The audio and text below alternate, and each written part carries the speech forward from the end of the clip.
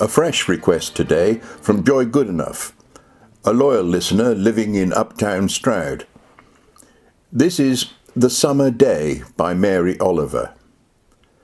Oliver was an American poet and author whose book, American Primitive, won the Pulitzer Prize. Like many of the wonderful poets in this series, I'd never heard of her, and that's the delight and dividend of this exercise. I'm learning stuff. Well, it's more accurate to say that stuff goes in. It doesn't always stay long. Tenacious listeners will perhaps by now be irritatingly aware of my aversion to religion and mysticism. Just one of the many problems with such a mindset is that you can easily miss the craft in a poem like The Summer Day and see nascent creationism crouched among its underpinnings. As I say, this exercise is substantially about educating myself, which I know to be as unsentimental a process as anything else in the red-clawed natural world. So I found another prose poem by Oliver to go with it, titled August, which is as unflinchingly real as the summer day is chimerical. The Summer Day. Who made the swan and the black bear? Who made the grasshopper? This grasshopper, I mean, the one who has flung herself out of the grass, the one who is eating sugar out of my hand, who is moving her jaws back and forth instead of up and down, who is gazing around with her enormous and complicated eyes. Now she lifts her pale forearms and thoroughly washes her face. Now she snaps her wings open and floats away. I don't know exactly what a prayer is.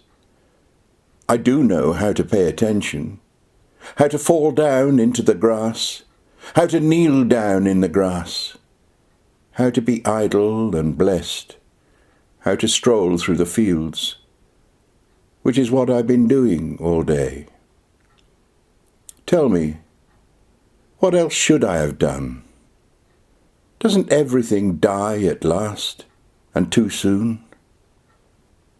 Tell me, what is it you plan to do with your one wild and precious life?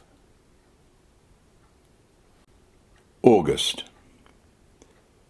Our neighbour, tall and blonde and vigorous, the mother of many children, is sick.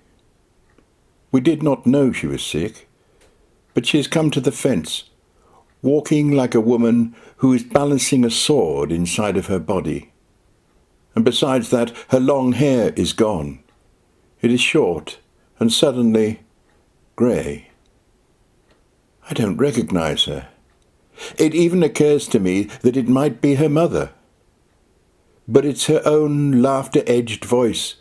We have heard it for years over the hedges. All summer the children, grown now, and some of them with children of their own, come to visit. They swim. They go for long walks along the harbour. They make dinners for 12, for 15, for 20. In the early morning, 2 daughters come to the garden and slowly go through the precise and silent gestures of Tai Chi. They all smile. Their father smiles too, and builds castles on the shore with the children, and drives back to the city, and drives back to the country. A carpenter is hired, a roof repaired, a porch rebuilt. Everything that can be fixed. June, July, August. Every day we hear their laughter. I think of the painting by Van Gogh, The Man in the Chair. Everything wrong and nowhere to go. His hands over his eyes.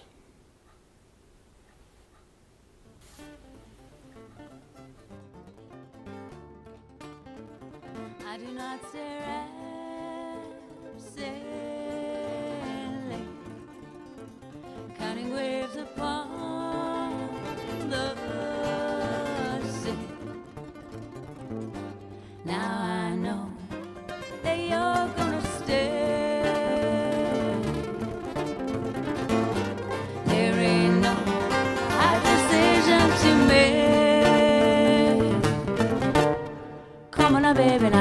dun dun